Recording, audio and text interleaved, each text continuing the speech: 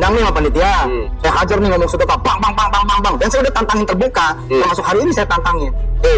Anda ada panitia nih dari tahun 99 sampai tahun 2021 yang pernah ngundang saya. Bila ada satu, saya pasang tarif. Dua, saya bawa duit Anda. Tiga, sedekahnya saya gondol. Langsung lapor ke Kopi Joni, kalau bener saya langsung berhenti jadi ustaz. Berhenti dah gue ngajar. Ngapain sih kita bawa duit orang? Mansur yang bawa uang tunai 2 koper. Dai kondang yang dikabarkan sempat ditahan bea cukai pelabuhan Batam karena membawa uang tunai 2 koper bernilai 1,5 juta ringgit Malaysia atau sekitar 4, miliar.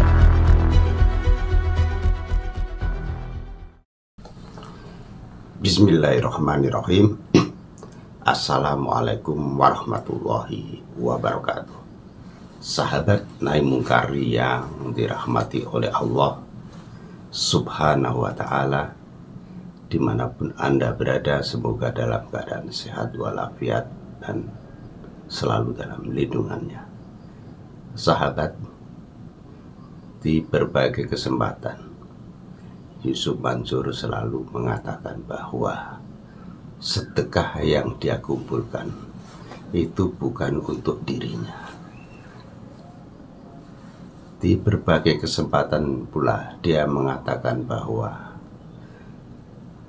hasil dari sedekah yang dia kumpulkan dalam sebuah majelis itu terserah dikemanakan oleh panitia. Dia tidak ikut campur.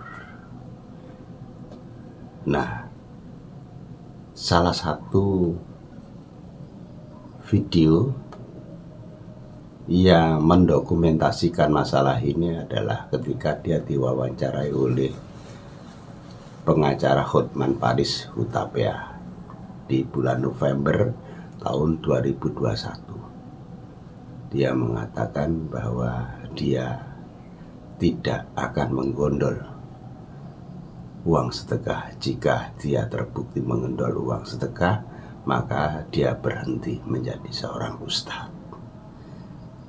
Sementara saudara, beberapa tahun sebelumnya Yusuf Mansur itu tertahan oleh bea cukai di Batam, di mana dia ternyata membawa uang 2 koper senilai 4,5 miliar rupiah, yang katanya uang itu berasal dari teman-teman dia yang ada di negeri jiran. Nah, ini semua ternyata telah membongkar aib dari Yusuf Mansur sendiri, di mana dia selama ini mengatakan bahwa dia tidak membawa uang sedekah, tidak menggondol uang sedekah. Faktanya dia sempat tertahan oleh bea cukai di Batam ketika masuk ke wilayah Indonesia. Dia tertahan dan uang yang dibawa tidak tanggung-tanggung 4,5 miliar rupiah. Nah, apa arti dari semua ini? Ini artinya adalah dia seorang pembohong besar. Ketika dia ditahan itu, atau uangnya tertahan beberapa waktu, dia sejatinya telah menghimpun dana dari berbagai negeri. Sebagaimana kita ketahui, Yusuf Mansur sejak tahun 2012, 2013 sampai 2015 dia ulang alik itu ke Hong Kong, ya, lalu ke Korea,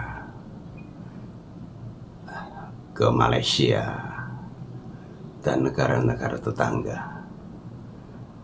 apa yang dia lakukan adalah menghimpun dana dari umat Islam yang ada di sana. Tetapi sekarang setelah kasusnya satu persatu terungkap dan terurai bahwa dia sejatinya adalah orang yang tidak amanah, dan segala sesuatu yang katanya untuk ini untuk itu ternyata tidak sesuai dengan peruntukannya, maka di luar negeri pun akhirnya dia tidak laku juga. Dan kasus-kasus yang lama itu memang besar sekali ada di luar negeri. Dia berhasil mengkadali para pekerja migran kita di luar negeri dan kembali ke tanah air dengan membawa uang atau barang. Itulah yang dilakukan oleh Yusuf Mansur, dan dengan gencarnya para YouTuber yang mengkritisi perilaku Yusuf Mansur, maka Yusuf Mansur pun akhirnya tidak laku lagi di luar negeri, dan dia tidak pernah lagi ke luar negeri apalagi menghimpun dana.